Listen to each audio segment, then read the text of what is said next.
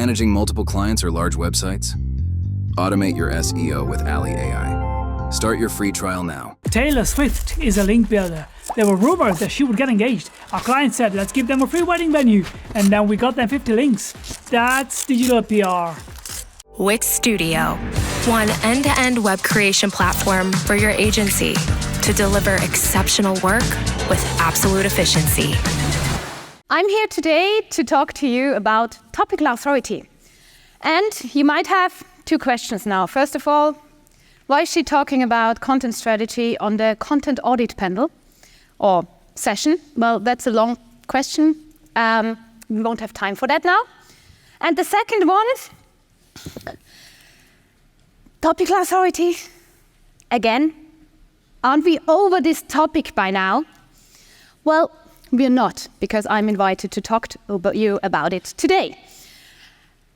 Today, I will talk about two things. First, I will show you how I actually discovered topical authority. And spoiler alert, it was by chance. But we don't like SEO strategies that we find by chance. So I'm also including some steps with how you can actually make your SEO strategy with topical authority in mind. But first, my story. And for that, we go back a few years, actually 9 years. I feel a little bit old now, telling it like that. I have no idea what all of you were doing in 2015. Maybe you were recovering from the rank brain update. I didn't even know back then that it existed. I was traveling. I was in Mexico, in Honduras, and in Belize. And before you think now she's just here to show her travel pictures, there is a story behind that. When I was traveling, back then I was in between two jobs. And to prepare for this trip to Central America, I was reading a lot of travel blogs. And I had this dream. I want to have my own travel blog, having a lot of people, inspiring them to travel the world, to backpack, to solo travel. And while I'm doing that, having my laptop in my backpack and being a digital nomad, like the dream you have with 2021. But then something happened. And some of you might know. I call it life. I came back from my trip. I started a new job. I hated the job. I quit it again. I had no idea what I should do. I started studying civil engineering because it sounded like an easy thing to do, to study civil engineering. I went for a year abroad to Spain. I downloaded Tinder because that's what you're doing when you're alone in Spain, no? I matched with a hot Spanish guy. He's now waiting back in Switzerland for me. And then something else happened. Maybe you remember this year, it's not so long ago. I actually guess where some of you have been back then, at home, in the lockdown. I've been in lockdown as well. I've went to my parents' place because they had a garden. I didn't want to stay in the city. And it felt like the world had stopped. I was working as a civil engineer back then. It was just a few months before I started doing SEO. And I had my construction site in Germany. I was living in Austria. You couldn't cross the border, so no work to do. I had still some things to do in the university. They actually didn't really know what to do if students can't come to the university, so not much going on there. So I had time, and I started my travel blog, finally. There was not a lot about SEO back then. I mean, I wrote articles like Central America 2015. I'm sure nobody searched for this in 2020. But then I started working in an SEO agency. I learned about keywords, about Google, about ranking and everything. And I said, well, let's do a keyword research. And travel is a big topic. So I decided, let's narrow down to Interrailing. I don't know if you know what Interrail is. It's traveling by train in Europe with one ticket. And I had already written a few articles about it. And then I wrote this one article about Interrail itineraries Italy. And suddenly this happened. I'm on page 1. I mean, I need to admit this screenshot is a year ago because back then I wasn't thinking that I will be up this stage to talk about my travel blog. So I didn't make a screenshot. But I entered page 1 at position 7, 8 or something. And something interesting happened. Everything I was writing about Interrailing actually got to page 1 now as well. And everything I was writing afterwards about Interrailing got to page 1. But my articles about hiking, about skiing, about solo traveling, about backpacking, they were just back there, position 50, 100, I don't know. Google didn't like that. And if you look at the distribution of the blog posts, just 24% is about Interrailing on my blog. And there's a lot more about not Interrailing.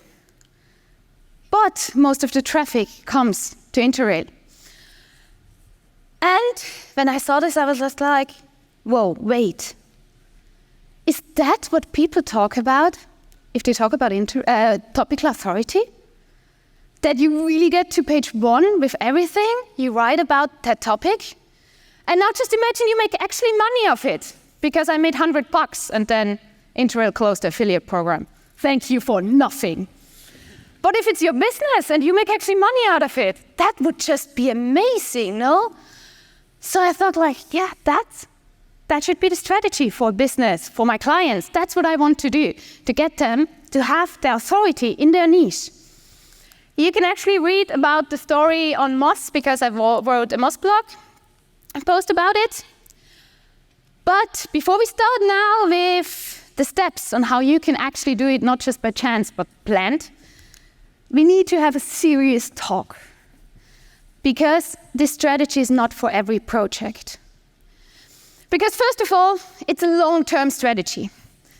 I know you could argue now, SEO always is a long-term strategy. We always tell our client it's 6 to 12 months until you see result. Yeah, but with topical authority, it's even more. And the thing is, it might be that nothing happens until you get to this critical point of enough authority and enough expertise shown that you actually rank. So it's really, really a long-term strategy. And the most important about it is not just for you, but for your clients. Because we all know these clients that come to just try out SEO for 6 months and we'll see if that's something for them. So that would be a client I wouldn't do topical authority, because maybe he leaves you and says like, yeah, SEO is nothing for me, so let's see. Next, let's go to Google Ads. And before you even show results. And there's another thing, because you really need to be clear if your client or your business is a generalist or specialist.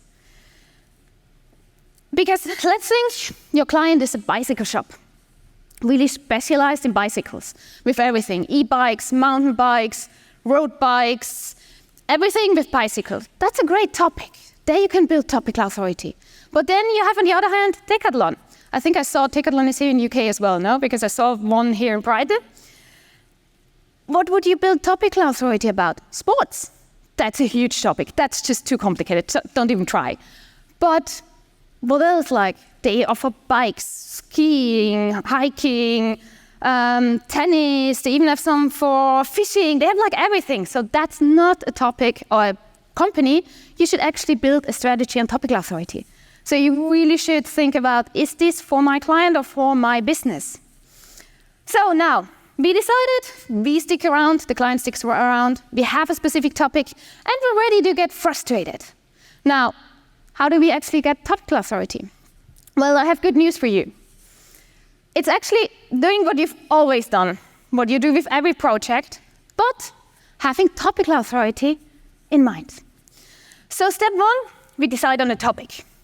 And like I said, we decide on, the topic normally is the business topic, like the bicycle shop won't write now about fishing, because that would be stupid, so he writes about bicycles. But I want you to break down the topic into subtopics. Like with the bicycle shop, it would be e-bikes, or even further down, batteries for e-bikes. And choose 2 to 3 of these subtopics to start with. Because we don't want to spend the next 6 months making a keyword research on a topic. By when we go to make the first articles, the keyword research will already be outdated. So we want to start with a small topic and build up from there. After that comes the research. And I want you to dive really, really deep in your topic. I want you to get to the ground. And with the ground, I mean the zero search volume keyword. I want you to get to the bottom and really search what's there. Because there can be gold mines at the bottom of the keyword research. The thing is, now imagine you're going to my DACH meetup this afternoon, this night, and you want to impress this girl. We could also impress the guy, but I'm not sure if he's cute, so let's stay with the girl. And she's obviously here at brightonSEO as well, so she knows some stuff about SEO. So you won't impress her talking about H1, snippet optimization, title tag. It's just like, she would be like, yeah, you Googled what is SEO and read the first page. Nice, thank you. But then, on the other hand, if let's say she's in-house in a company and they struggle positioning yourself in the German and Austrian and Switzerland, and you're like me, an expert in the German market, and you go on your phone, look at the site and say like, yeah, I mean, you have a problem with your bicycle shop because you translate it to German with Fahrrad, that's the German word for it. But the Swiss are different. They use the French word because I don't know why. They use Velo, so they can't rank because that's not a keyword in Switzerland. And then you see something in the href lang text and you help her with some really specific topics. That's where you show your expertise. Not with the snippet optimization, but with the really specific one. And that's what I want you to think as well if you do your research. The more specific it is, the more you can show your expertise, and there's less competition, which is nice to get some first results. The next step, of course, is writing high quality, in-depth, helpful content that we always do. But, as I already said, I want you to reverse order your keyword research and start at the bottom. Start with the low volume keyword and build your way up to where the competition is. Because, remember, we want to convince Google that we are the experts and we know what we're talking about. We didn't just copy the first page of the highest volume keyword. Some of you might know the concept of hub and spoke model. In this case, it would be we start with the spoke and the next spoke and the next spoke and build the hub afterwards. Good news is the hub is a lot easier to build once you have all the spokes. After we've built the content and everything, of course, we need to monitor it. And when you monitor your results, I want you to look out for the overall topic. Not just look at one article, how it's performing, the other one. Really look at the whole of everything you published and how it's actually performing and how it's doing. Because what will happen if you gain topical authority, like I said before with the Interrail article I wrote, this was the first I got to page 1, but afterwards looking at the rest, I felt like, oh, every one of them is getting higher and better on Google. So the thing is, if you get to topical authority, it's really the whole of the topic that gets better ranking. So that's what I want you to look out for. And one tip I have for you is to really go beyond your website. We want to not just publish on our website. And I want you to think of that already when you research the topic, when you do your keyword research. What are topics that you could actually publish outside of your website, on other websites? And one thing there, I know I'm sure a few of you use Perplexity or the new ChatGPT search that I didn't get access to so far. But the thing is, all this take information from a lot of pages. And I think there's a pointer, I will try that out. You see, here's my website. I mean, I just Googled myself, or Perplexity'd myself. Here am I. But that's an article I wrote on SitePulp where he gets information from me. That's my LinkedIn. Here you have the Women in Tech SEO website. And this thingy, That's my village. That's where I'm living in Switzerland. So it actually gets information from a lot of other pages out there, not just your own website. And I think that will be more important, but not so. We really want to control what message get out there and maybe publish on other sites.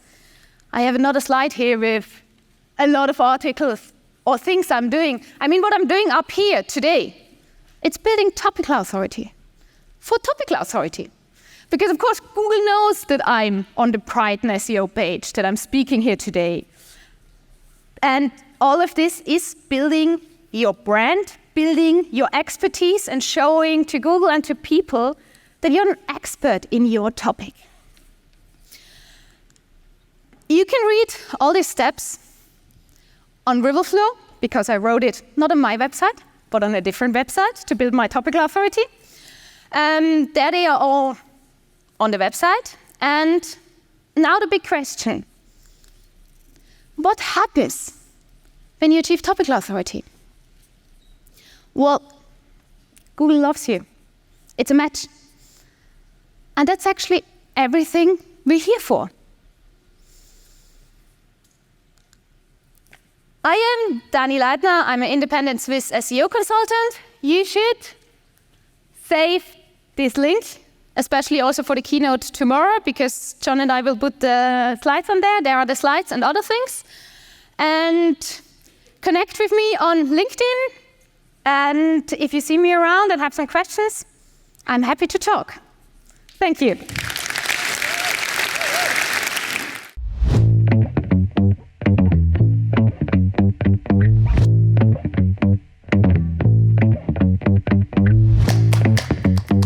Monthly reporting making you want to shove sharp things up your nose? Try Dragon Metrics, the all-in-one SEO software with mind-blowing reporting tools.